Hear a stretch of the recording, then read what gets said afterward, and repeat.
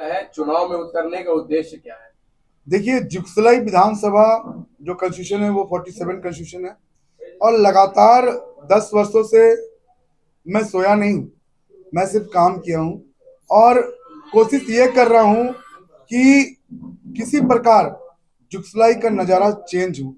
आज भी वहाँ के छोटे छोटे बच्चे, जो हमारे क्षेत्र के, जो झारखंडी क्षेत्र के बच्चे हैं, जो झारखंड से अपने आप को बनाने के लिए बाहर काम करने जाते हैं। कोई बंबई जाता है तो कोई दिल्ली जाके रोजगार ढूंढता है।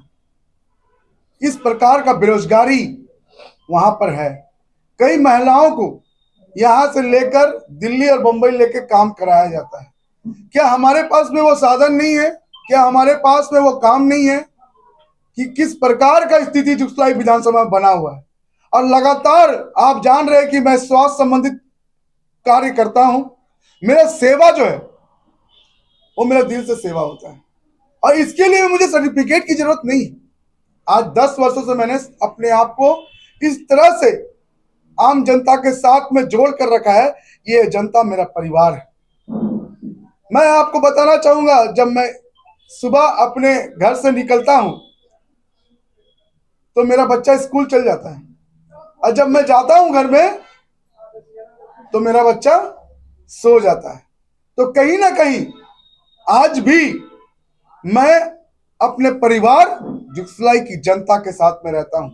रात के 2 बजे भी कोई व्यक्ति को अगर सांप काट ले या कोई व्यक्ति बीमार हो जाए, किसी को हार्ट अटैक आ जाए, तो बीमल बैठा आपको रात के 2 बजे एमजीएम अस्पताल उसका इलाज करता हुआ मिलेगा।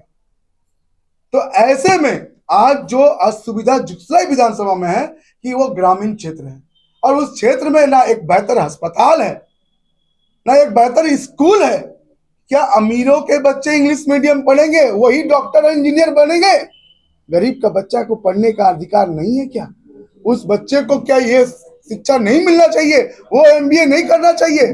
वो डॉक्टर नहीं बनना चाहिए? इसके लिए मैंने प्रण लिया है कि उस ग्रामीण क्षेत्र में जुगसलाई विधानसभा के पटमदा, बुड़ाम, कमलपुर में एक इंग्लिश मीडियम स्कूल का निर्माण हमको कराना है, एक बेहतर अस्पताल का निर्माण कराना है। और आज आप जानते हैं कि किस प्रकार का वो खेती प्रधान क्षेत्र है। उस क्षेत्र में अनाज बोया जाता है। उनका जो टमाटर 2 रुपए में बिक जाता है, और जो कलकत्ता और मुंबई से टमाटर आता है उसका कीमत आप 50 रुपए में खरीदते हैं।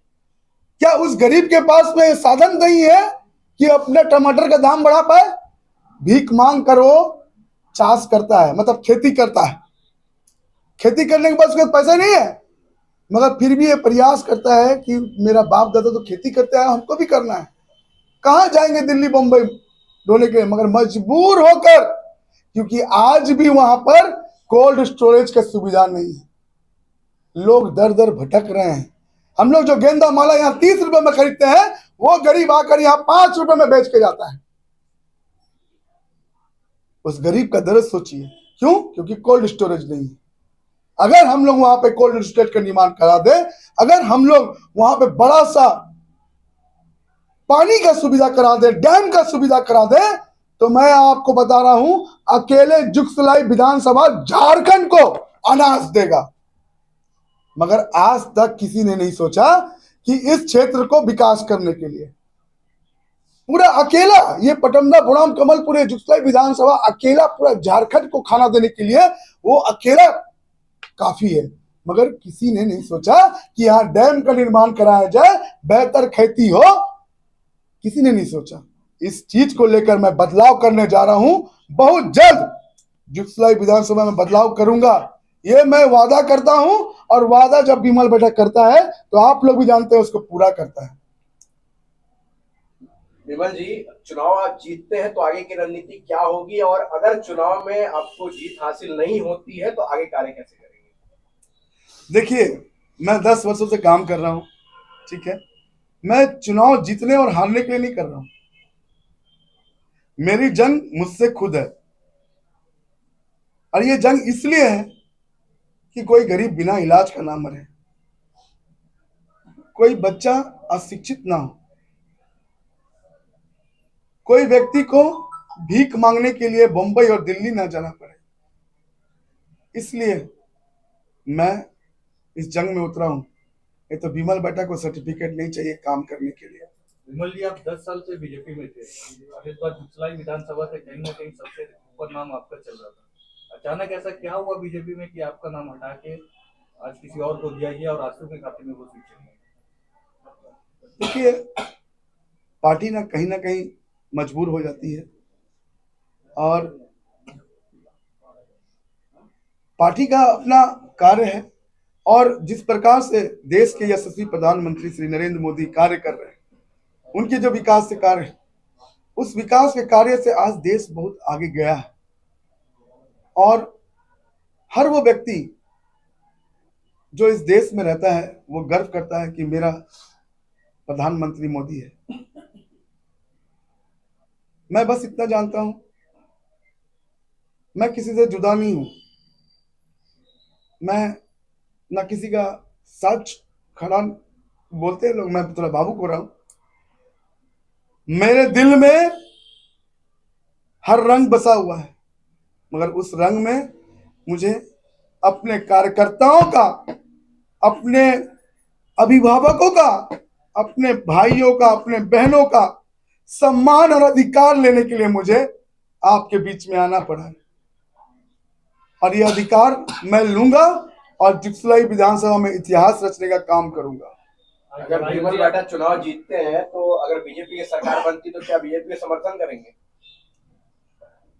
देखिए, सबसे बड़ा चीज मैंने आपको क्या कहा, जो इस देश में विकास करेगा, जो इस देश को चलाएगा, विमल बैठा उसके साथ खड़ा है, चाहे वो कोई भी हो।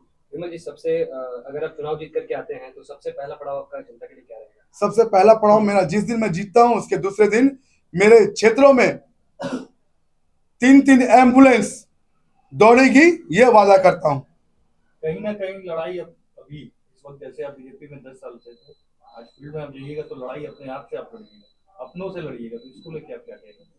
मेरी लड़ाई अपनों से है ही नहीं, मेरी लड़ाई मेरे खुद से है। मैं आपको बार बार बोल रहा हूं, मैं 10 साल तक सोया नहीं हूं, मैंने काम किया है। मेरे कार्यकर्ताओं के लिए मैंने रात के 2 बजे तक अपने परिवार को छोड़कर काम करने किया है।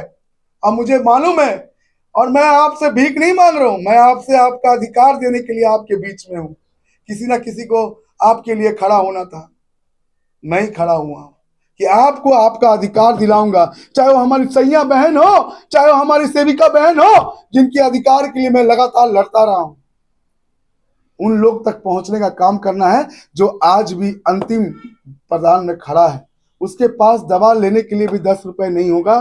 तब आप सोच सकते हैं कि वो व्यक्ति क्या जीवन जी रहा होगा। आज भी ऐसा है कि ग्रामीण जब यहाँ आते हैं ना, तो उसके पास 10 रुपए नहीं होता है कि हम दवा ले पाए, क्योंकि वो ग्रामीण रोजगार करके, खेती करके, कर्जा करके अपना जिंदगी चला रहा है।